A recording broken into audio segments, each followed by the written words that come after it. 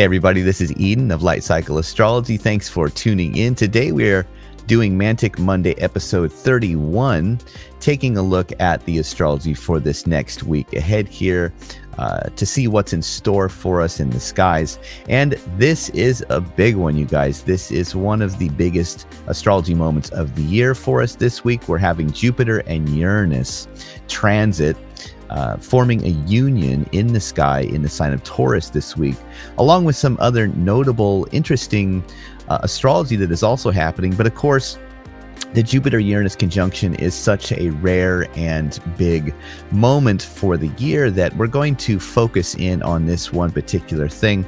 We'll run through some of the other aspects that are would normally be very interesting to spend some time on, but for the sake of time, we'll just hone in today on the archetypal themes that may be circulating Jupiter-Uranus conjunction kind of themes to watch for. We'll also dive into a little bit of a native who was born with Jupiter-Uranus conjoined in the sign of Taurus. There are a few of them, but the most notable one for me was Ritchie Valens.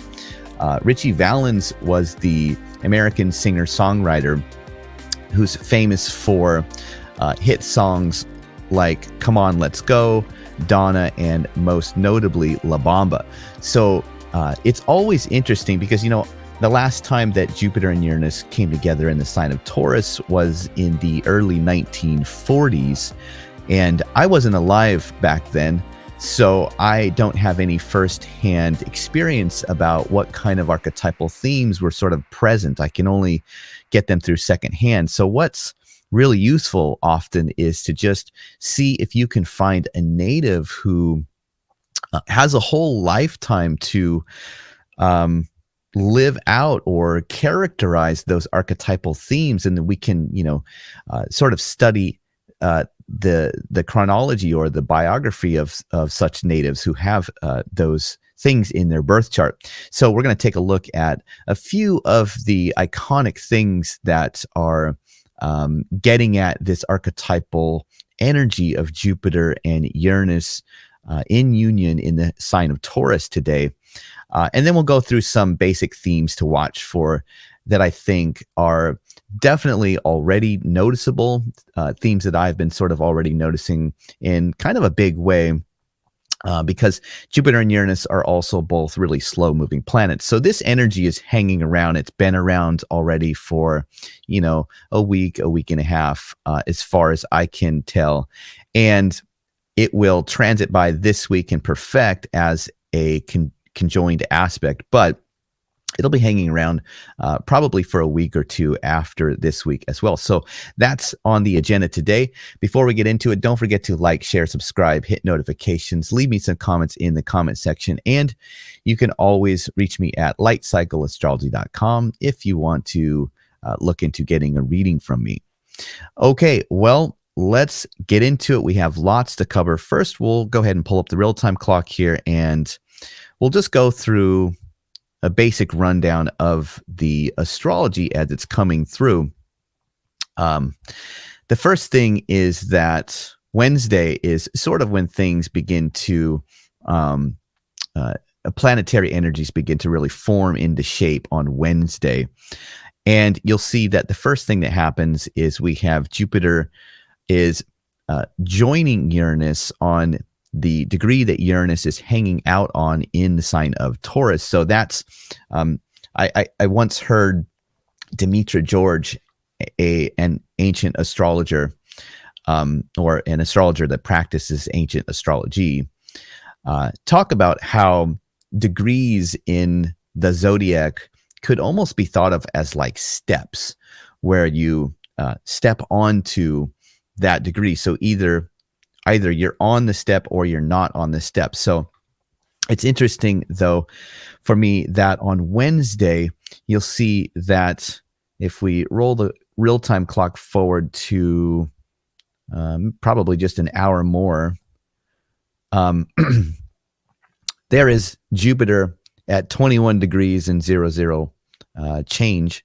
And then we have Uranus at 21 degrees and 37 arc minutes. So that is when you really, when this Jupiter-Uranus energy is going to be really palatable by that point, because both planets are on that same step, on that same degree. But also on Wednesday, there are some other notable things that are happening. We also have Mercury moving within 3 degrees of Venus, Mercury in retrograde in the sign of Aries. And so that is also of note, because 3 degrees is the traditional usage of what we refer to today as like orbs, right? But traditionally, ancient astrologers were looking at planets in alignments within 3 degrees of one another. So Mercury and Venus are working out a conjunction themselves. This is kind of one of those things I feel like is a double meaning, where if you were to take out the outer planets, for instance, before the outer planets were discovered, before we knew about Uranus, astrology was still complete, as my teacher would say. You don't need Uranus to get the same symbolism in astrology through the 7 classical or traditional planets. When you see Mercury and Venus coming together in the sign of Aries, that is almost like a doubling up for me of the same kind of archetypal symbolism that is hanging around, that is also being represented by Jupiter and Uranus together in Taurus. So there are many different angles that you can see the same kind of symbolism coming through the cosmic order or the cosmos at any one point, because this is a system of divination after all. So the gods are multivalent. They can speak through many different archetypal fields. But that is also a feature of the week. We have that Uranus-Venus conjunction that begins to form within that 3 degrees on Wednesday as well.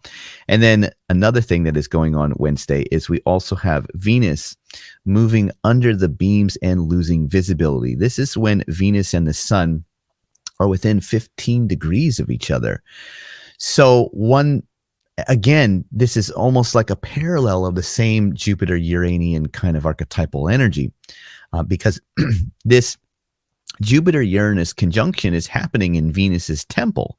So Venus moving closer to the sun, and we'll see here in a moment that Uranus has an interesting connection with solar archetypal things. You might not get that initially. What does Uranus and solar things really have in common? But within the historical context of discovery for Uranus, which is where people sometimes derive meaning for Uranus, you'll see that Uranus has an interesting connection with solar things or kings or something like that. So very interesting that Venus is moving closer to the sun at the same time, but is also losing visibility. And that is emblematic, I think, of the fact that this Jupiter-Uranus conjunction is also happening while the host of the sign that they are guests in, Taurus, right? They're guests in Taurus, and the host of Taurus is Venus. And because they are in these neighboring signs to one another, Venus and Jupiter and Uranus, they can't see one another. So there is a little bit of a disconnect between host and guests. Jupiter, Uranus as the guests and Venus being the host.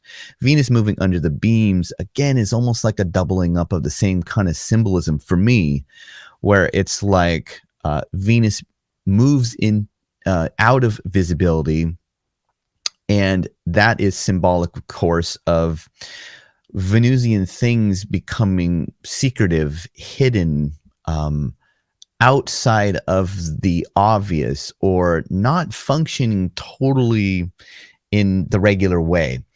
Venus things will still express, but now they express in maybe more surprising, undercover, behind the scenes, secretive, maybe clandestine even especially because Venus is in Aries, a Mars-ruled sign. So very interesting symbology that is going through the skies as all of this is sort of coming together this week. And then finally, if we move to Friday here, roll the clock forward to Friday, we're going to get Mercury and Venus actually perfecting their conjunction in the sign of Aries. And this happens right before the sun moves into Taurus too. So the sun is going through that last degree just as Mercury and Venus form a conjunction. And then shortly after, the sun moves into the sign of Taurus. So happy birthday, Tauruses. And then if we go to Sunday, which is really the next day that is important in the week, we're going to finally get the perfected union of Jupiter and Uranus. You'll see here is Jupiter at Uranus. Now, this happens sometime around 2 a.m. GMT time, or like London time, right? So you can convert from there if you want to know the exact moment that this happens. But you'll see here that, there's Jupiter at 21:41 and Uranus at 21:47. So within the early parts of the day, based on Central Time here, we have Jupiter transiting by Uranus, which is, of course, a very, very rare occurrence. This happens more frequently than you would get the same exact Jupiter-Uranus conjunction in the sign of Taurus specifically, right? Jupiter and Uranus are going to come together in different signs more frequently, but we always want to see what it's like when Jupiter and Uranus are coming together in very specific places. Historically, when did this happen? It's sometime in the early 1940s that we saw these two planets together like this. So very, very interesting, and definitely a big part of the week and of the month, of the year. This is a really exciting moment for me personally, and I think for other people out there, this is a big moment of astrology. So that is the timeline of the astrology coming through this week. Now, there is one more thing to add here. Okay, also on Sunday, Mercury gains 15 degrees behind, going retrograde, behind the sun, and re-emerges into visibility. So becomes visible in the sky at this time. So very interesting. Mercury, Venus coming together. In Aries, Venus losing visibility, then Mercury re-entering visibility. Just interesting stuff that's happening. So whereas Venus is moving into a place of shadows, right? We can't see Venus anymore. Now Mercury is moving back into the visible realm of things that are more obvious. So you get messages maybe coming through because it's a sign that communication is maybe improving, or messages are somehow reaching us, or more visible, or appearing, or something like that. Mercury, the messenger god, right? Among other things, of course. But you have all mercurial kinds of things becoming a little bit more making more of an appearance, you could say, or somehow there all of a sudden. So all things Mercury related: learning, understanding, mental processes, communication, anything mercurial, everything from lawyers to letters that come in the mail to important news, or things happening in exchanges like money markets and things like that. So that is a part of the tail end of the week here. Now, what we want to do here is let's take a look at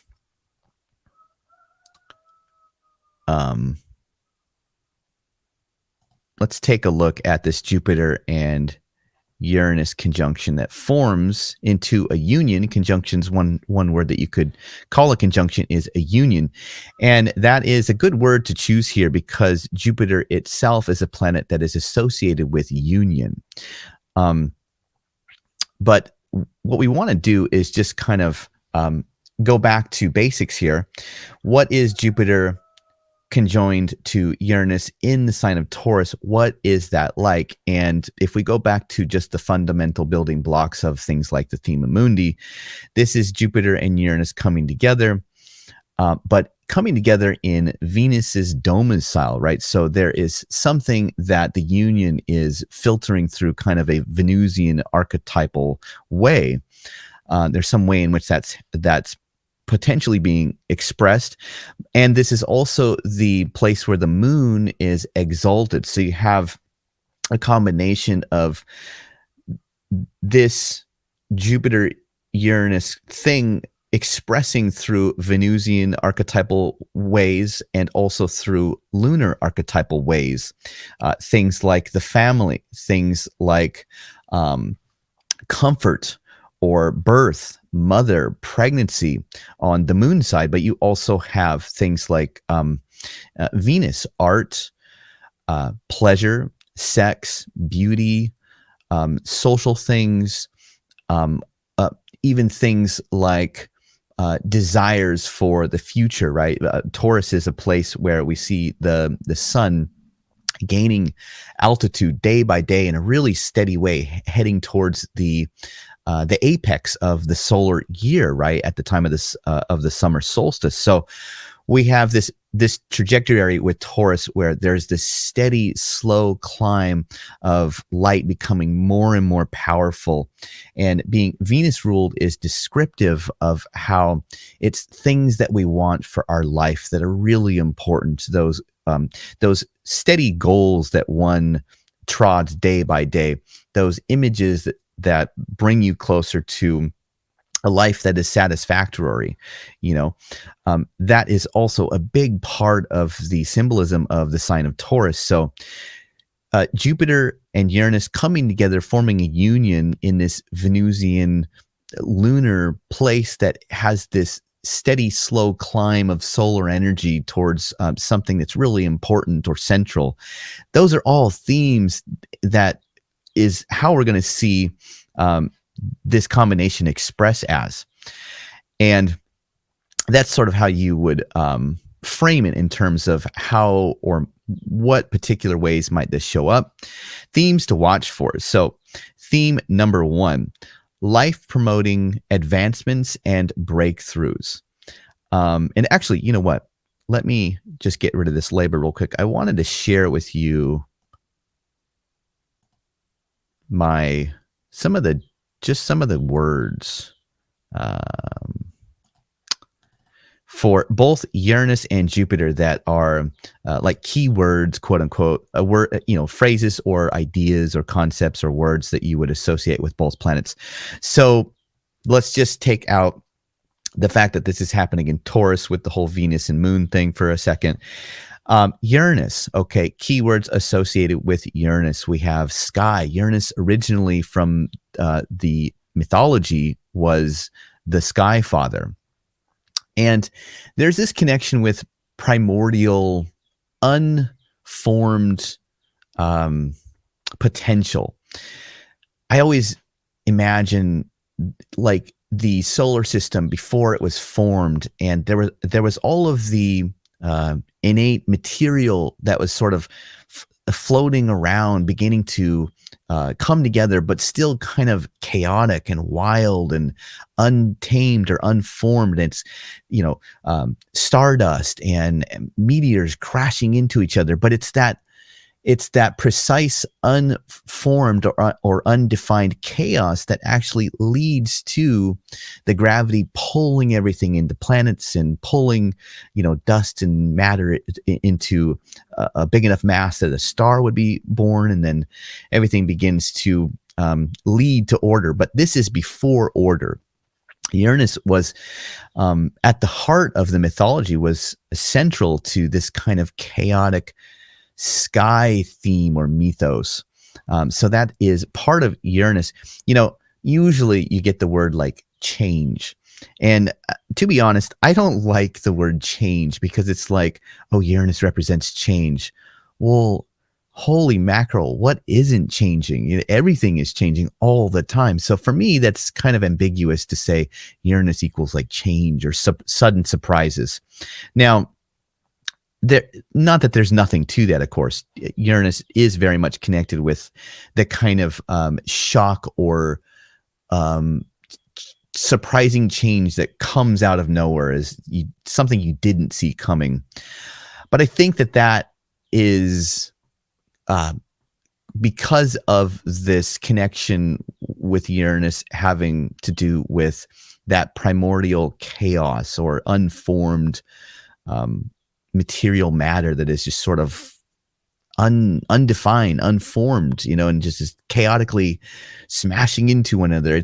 It's because of the chaos that you get that out of nowhere surprise. That's the way that I think about it anyway. And then, of course, mythologically, Uranus is connected to castration and Venus, right?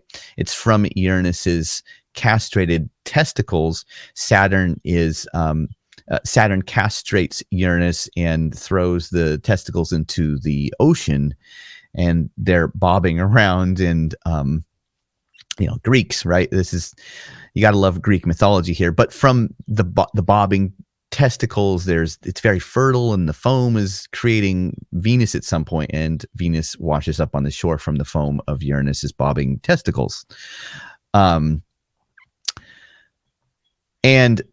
I put that in here specifically because, again, this is Uranus and Jupiter forming a union in Venus's sign. So that one is sort of beyond my understanding to really suss it out. But I feel instinctually that there is kind of an interesting connection with the fact that this is happening in a Venus-ruled sign, and Venus's mythology is connected with, or Uranus's mythology is connected with Venus as well here. So that's just kind of interesting. But of course, we also have probably the thing that you really get a lot of times with Uranus is breakthroughs, or kind of a genius or a brilliance. You get the kind of the Olympian. Where do we get this from? Well, in the history of the discovery of Uranus, you get genius people surrounded. You get Herschel and his sister, both genius people, right? You get both. How do I say this? You get two members of the opposite sexes working together, and they're both genius, and they both discover this planet. And it was clearly a breakthrough. It wasn't obvious at first, but I won't go into the whole story. But essentially what happens is that the discovery of this planet, first of all, it's unprecedented. It's something that had never happened before, because the 7 traditional planets were just always there as long as anybody can remember, right? Those are just gods in the solar system that were always there. Uranus was the first new god that was discovered, and that had never been happened before. So there is this connection with a breakthrough, with almost like an Olympian moment where you're carrying the torch of humanity on your shoulders, and you're bringing the whole human race forward in this quantum leap kind of breakthrough or brilliance or genius kind of way. Individually, you tend to see Uranus representing breakthroughs that, you're not maybe, discovering a new particle of the quantum world or something. It doesn't have to be something so huge, but at the same time, Uranus is connected with people that would, discover something amazing in physics, or, have a breakthrough or something like that. So individually, you can have these small breakthroughs that are really interesting. when Uranus is prominent in the skies or is coming together in some kind of prominent astrological configuration, you do tend to see breakthroughs and brilliance coming along with those. Unprecedented, like we just talked about, exponential or quantum leap. The discovery of Uranus doubled the size of the known solar system overnight. The distance from the Sun to Saturn, which was previously the last known planet, was like from A to B. Well, Uranus doubled that size. So there's this whole theme around things like advancing by exponent value, right? They're just like doubling or leaping out, Of course, Uranus is connected to a revolution, things that are turned over. But also there is disruption associated with that. We can get violent revolutionary wars and things like that because Uranus was discovered around the time of revolutionary wars in France and America that were, among other places, that were kind of a sign of the times, if you will. We also have fame and kings. Okay, why is fame and kings? For me, the story around the discovery of Uranus leading Herschel into great fame and also to live in the king's palace. And basically the king is provisioning Herschel with money and all of the things he needs to pursue science. So there's this deep connection with fame and kings, or and fame and kings are kind of connected in that solar way, right? They have that solar essence to them, where they're like the sun is famous because it's the brightest, most visible thing, right? It's at the center. It's shining forth this brilliant light that you can't ignore, and it's brighter than everything else. The kings are kind of the same way when you're near them, or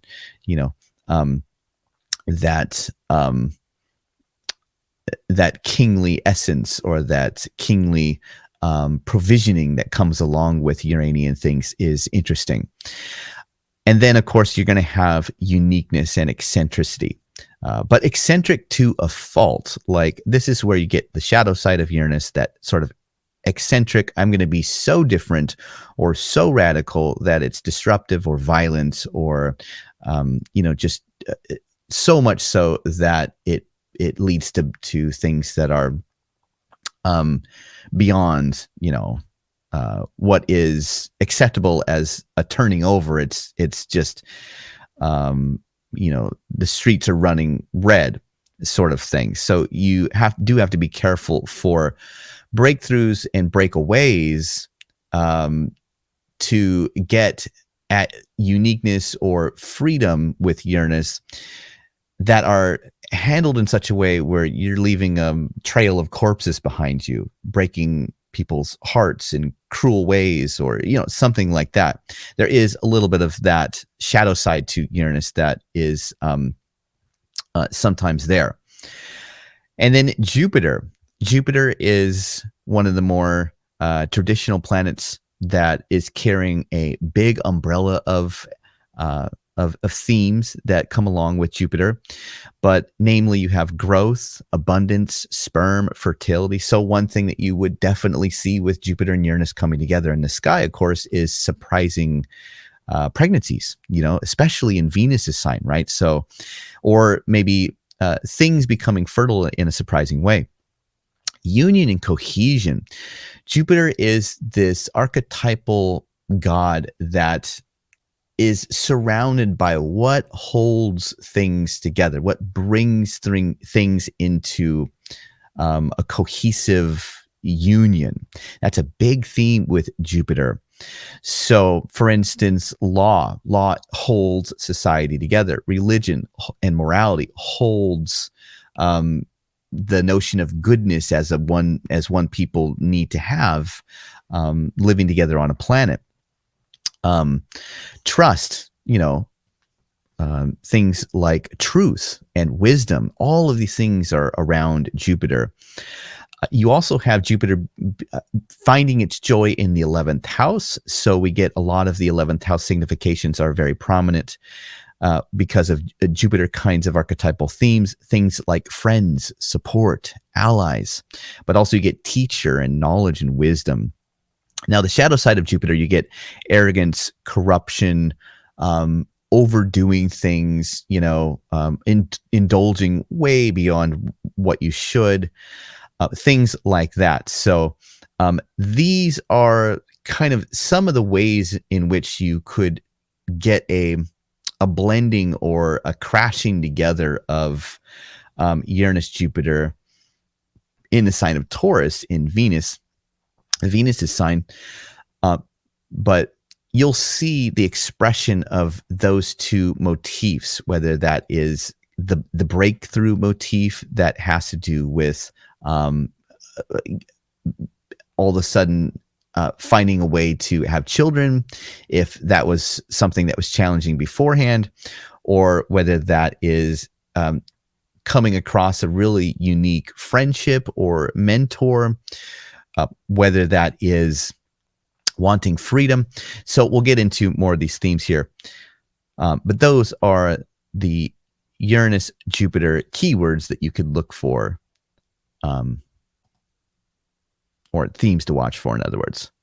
Okay, now let's get out of that and we'll get into theme number 1 here. Okay, life promoting advancement and breakthroughs, which we kind of already talked about a little bit, but again, in the sign of Taurus, Jupiter, Uranus coming together in the sign of Taurus, it's easy to see how you get things, such motifs as like, how do I get unstuck? How do I break out of a rut? But in such a way as to bring order or unity or beneficial life promoting advancement. That's a big thing for this conjunction happening in Taurus specifically. And so that can happen in many different ways, but the theme of just sort of getting out of the rut, heading towards something that is important, that solar motif that is climbing higher and higher in this sign of Taurus, but has a Venusian connection where it's like life promoting. Also the exaltation of the moon, right? Where the moon is lifted up and the moon represents fortune. This is a springtime sign where the abundance of life is bountiful. We get things like the cornucopia of new life that is bringing forth the beginnings of flowers, fruits, new livestock, and things like that. Taurus, the bull, right? Literally has that connection to like food, but it's like the abundance of food. So really interesting what abundance that is important to you, or what ways, what images that you have for your life that would be like an image of abundance, prosperity. How could you break out of a place that may be keeping you stuck, that somehow can lead towards more life promoting advancements in the way that you see your life being really fulfilled in? That's kind of theme number 1 here. Theme number 2 is going to be unconventional unity of what we love. I'll give you an example of this. So for me, I have been really interested in beginning to learn how to play the accordion. Now, the accordion has always been an instrument that is unconventional. It's outside of, this is not, if I was telling you, hey, I'm getting into learning how to play the guitar, you'd be like, yeah, so what? It's a guitar. People play guitar all the time. Not everybody plays the accordion, but for me, there's this whole thing around the music of polka and diving into this very unconventional or unique area that I'm discovering. So it has that very Uranian discovering motif that is unique or eccentric. outside of the ordinary. It has the Venus Taurus motif that it's like it's an entertainment, it's a pleasure, it's something that's beautiful, right? The accordion is very beautiful. So around this time that these two planets are coming together, there is this really strong urge to just do something that's unconventional that I love. So what ways are unconventional or unique things coming together right now that has a connection to what you love, whether that's people, relationships? It can show up in so many different ways, but it has to do with something that has that loveliness to it, that maybe is romantic or relational or pleasurable. And it may have this air of just uniqueness to it, and there's growth. Jupiter is providing some kind of really fertile, fecundic growth to it that is just, watering that plant right now. So that's theme number 2. Theme number 3 is brilliant mentors, teachers, supporters, friendships. Jupiter represents all of those things: mentors, teachers, people that support you, friendships. One thing that is really, really enjoyable for me, I was telling Kate last night, this is it right here. This is the best Jupiter Uranus story right here. I wasn't even going to talk about this, but yesterday morning I was outside of Safeway, and there are these two gentlemen that are tasked, or like it's their job. They don't work for Safeway, but they come every morning really early and they pick up meat that is expired, and then they feed it to the pigs. And they have this whole thing worked out with Safeway, right, where it's a service because they're getting something out of the store that the store doesn't want to have to deal with. And, stores have stuff that they can't sell anymore. So it's a service to the store, but then it's free for the farmers. And so there's a whole symbiotic thing that's happening here. Well, Safeway's meat cooler went down. And so it wasn't just the regular everyday expired stuff or past the sell date stuff that they had to take out of there. It was the entire steak section of the store, right? And I just happened to be there. Jupiter, that good fortune, that just Uranian Jupiter out of the blue, just good fortune. And they're just throwing steaks at me, they're just here. And I should have taken more, but I didn't want to take too much because I can't fit that much into my freezer because my freezer is kind of full. So I took like 10 packs or whatever. And I was like, what am I going to do with all this? So I called Kate and I said, we should have some friends over and have a barbecue. The weather's holding out. It's not rainy today, which it normally is at this time of the year here in Hawaii. And so we had friends come over. And last night after our friends went home, I told her, I said, this is it for me. You could give me anything. Nothing could make me or would make me happier than just the simple things like this: friends, food, camaraderie, enjoying all of those things at a barbecue with polka music playing and drinking beer and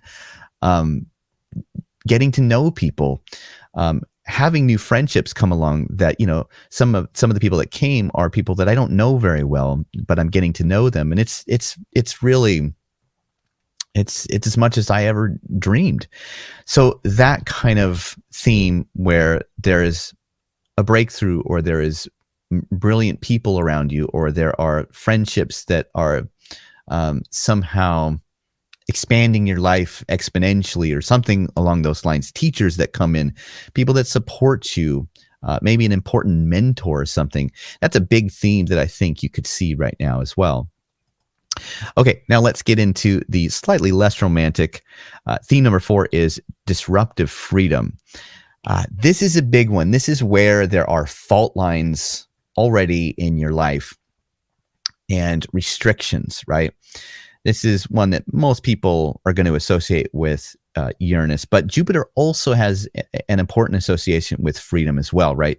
Jupiter has always been a planet that is very open and wants open-mindedness, or travel, exploration, right? Jupiter wants these untamed, open, big things. And one of those big things, of course, is the nothing beats freedom. The concept of freedom is huge for Jupiter. So when you want this sort of carefree, fun-loving, living your life on hope and trust and big romantic ideas, Jupiter in Taurus, when you have that colliding with Uranus, the pressures that make us feel stuck, the ways in which our life are somehow making us feel claustrophobic, that can collide. And on the shadow side of things, you can seek freedom at all costs. You can watch the world burn if it means you can flee, on the very extreme shadow side. On the less extreme side of that, you might notice that there's a really strong urge to just gain independence or freedom, especially since Venus is in the sign of Aries right now, and Venus is hosting these two planets. So Venus, as a host of the conjunction, is also in this real independent place. And so maybe that is sort of springboarding a little bit of this combination here as well, too, where there's this you could see some of the more problematic expressions of this as, the classic, I'm going to get a divorce and, not worry about what it's going to do to the kids or my partner or my job, or just going out and really turning things over in a huge way with not so much care or consideration or thoughtfulness. It can be just this real over the top, kind of blowout or something like that. You can see that. Not that that's guaranteed. That's not going to happen to everybody, but where there are fault lines, there is that potential for the freedom at all costs or breakthrough no matter what, or something like that can lead to something that is pretty destructive. You get the Civil War or the Revolutionary War or something like that. And we did just the day that I'm making this on Sunday, this video, the news came through last night, Saturday night, that Iran had launched strikes or attacked Israel, right? So that was shocking. That was kind of crazy news that came along. So kind of in that realm of things, on the extreme, you get things like that. Okay, and we sort of talked about this a little bit, but of course, the big surprise around fertility or growth in some area, this is going to be just all of a sudden there is something really blooming or blossoming. Something is fertile, and it's just really surprising. It's just all of a sudden there's just abundance there, or fertility there, or a new pregnancy, or the classic surprise, I'm pregnant kind of a thing. That could be that isn't the only thing, but you probably could almost narrow it down to that in some ways, because this is happening in both Venus's domicile and the moon's exaltation. So boy, oh boy, you get a tripling or quadrupling down of very fertile things, and then Uranus brings that sort of surprise, So that's also a theme that I think is pretty easy to understand here. And then lastly, we have theme number 6 is going to be the wisdom of trusting your instincts. Let me get into Ritchie Valens. This is what I wanted to show you. Oh, I got to pull up his picture. Hold on. Okay, I want to screen share Ritchie Valens, throw a picture up here for you guys. There we go. Okay, Ritchie Valens. This guy's history is fascinating. First of all, fascinating. But Ritchie Valens was born with this same Jupiter-Uranus conjunction in the sign of Taurus. Now, he had, I believe, was it Venus, the Sun, and Saturn? He had a whole stellium in the fourth house with this in his birth chart. But one of the most prominent aspects was he had Jupiter and Uranus coming together within, I think Jupiter had just passed over, but it was within, the same degree, basically.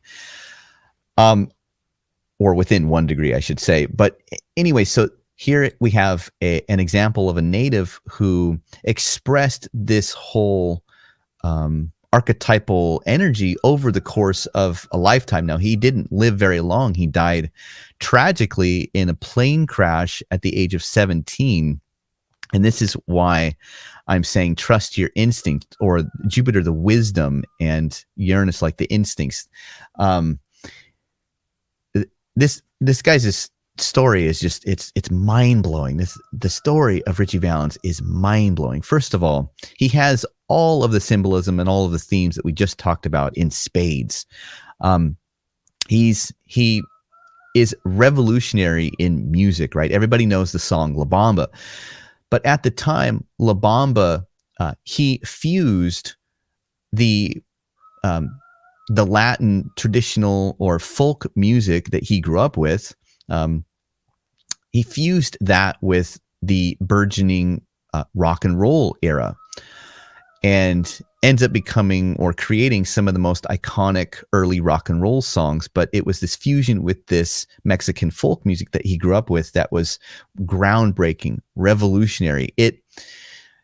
The way that I can relate it to is the moment that I first heard Smells Like Teen Spirit as a teenager, and how that just changed everything. If you can imagine it, La Bamba, when it came out, it changed everything. Now, when Uranus was discovered, Herschel did not recognize Uranus. Uranus was thought by Herschel to be a star. He didn't see it for what it was. And that is also a theme that you get with Uranian themes. You get kind of the almost mistaken identity, or the unidentified potential that comes up and sneaks up on you and says, a surprise, this is really what I am. He releases La Bamba as the B-side of a single. I think it was Donna. But he basically, this guy's career consists of 3 songs.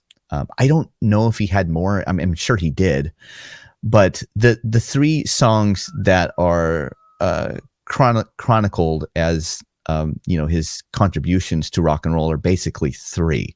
He has "Come On, Let's Go," his first one. He has "Donna," but on the B side of the single "Donna," I believe, is La Bamba. It wasn't even the main thing, but of course now today everybody knows La Bamba, and that's the main thing that he's known for. But this is really crazy, right? He's catapulted to fame within weeks or months. He's a left-handed person that masters a right-handed guitar. He creates a major, iconic, historical, never before done breakthrough in music and rock and roll history. He becomes wildly famous, and then of course, probably one of the more interesting things of his history is how he dies. He dies very young. He dies in a plane crash with Buddy Holly. That whole phrase that I've heard my whole life, I didn't know that this was what it was about, but that phrase, "the day the music died." Now, I've heard this expression through that American, what is it? American Pie. It's not American Pie, but that song where it's, the Levy song, right? I'm sorry, I forget the name of the song, but I've heard the day the music died. I've heard that phrase in this one song all my life. I didn't know what it was in reference to. Now I do. It's in reference to the fact that it was um, three famous musicians that were iconic for this time that were changing music in the sort of the birth time of rock and roll, all dying together on this plane crash. But what's so crazy about this story is that Ritchie Valens, when he was, I guess a couple years before that, his best friend dies in a plane crash over his head, or like over his school or something. And he loses his best friend in this really bizarre way. And it gives him a fear of flying. And even though he has this incredible instinct not to fly, by chance, he flips a coin and wins this spot on this little tiny plane in order to get to the next concert that he was playing with Buddy Holly and the other band members. And at first he says, "I'm not flying. I'm not getting in that thing. You know, I have a tremendous fear of flying, right?" But he's in this cold bus. It's winter. He's sick from the cold, and the bus is crappy. So he wants to get out of there. And he eventually says, "All right, you know, is there room for me on the plane? I'll give it a shot." And they flip a coin, and it was a chance between him and somebody else that was going to ride on that plane that day. It ends up being him winning the coin by heads. And he gets on the plane, and then there's this huge crash. And it's just phenomenal. It's like there was this spirit that came down to him before that and said, "Whatever you do, don't get on a plane." Or maybe it was, "I'm here to show you your destiny. You're going to have this really deep connection with the fear of flying because there's a plane crash with your best friend basically over your head, you know, that happens over your head or over your high school at the time. And you lose a friend, and this gives you this incredible fear of flying. But there's this connection to that's going to be part of your story and your fate that is, you know, you're not only famous for the music that you make. That would be enough. You're famous for this accident." Anyway, the whole story is out there. I've watched a couple of documentaries on this, and I just don't know what to say. It's one of the most unusual, unique, remarkable, interesting, and famous stories that we have for music. And it's just all over the place. There is this Jupiter, Uranus iconography, symbolism coming through in his life. He didn't live very long. He lived only until 17, but going from absolutely nobody to one of the most famous musicians of all time, with the star on the Hollywood boardwalk and all, or not boardwalk, but the Star of Fame. He does this overnight. Incredibly talented, incredibly brilliant. He's revolutionary. It's just everything about Richie Valens is incredible and remarkable. Even to me, listening to his songs are so emotional, and so they have that characteristic quality that is so powerful and unusual. It just kind of blows me away. The whole thing, his music, his life, his story, the history, the accent, everything just blows me away. So, but I think that something that started to sort of percolate in my mind was trust your instincts, the wisdom of trusting your instincts, because he was given the knowledge or wisdom, like, hey, planes are dangerous, don't fly. And he ignored that. Now, you could argue whether maybe he was meant to not ignore that. I don't know. Those are higher cosmic order questions that are beyond me. But I felt like that was an important theme to bring up, because, wow, he knew that the plane thing was a thing, and he went against that. So maybe there are angels that are around at this time during this conjunction that are helping us out and saying, if something's really strongly messaging you, maybe it's wise to pay attention and to go with your instincts on that. That could also be a really big theme with this, I think. Okay, well, that's what I have for today. Thanks for watching, everybody. I hope you guys have a great week. Let me know any stories that you have on this conjunction. This is a rare conjunction, and I've never experienced it before. Unless you're born between the 1940s, you haven't either. So I'd love to hear any stories that you guys have, anything that you notice. I will be back again with another Mantic Monday episode next week, and I hope you guys have a great one. All right, bye.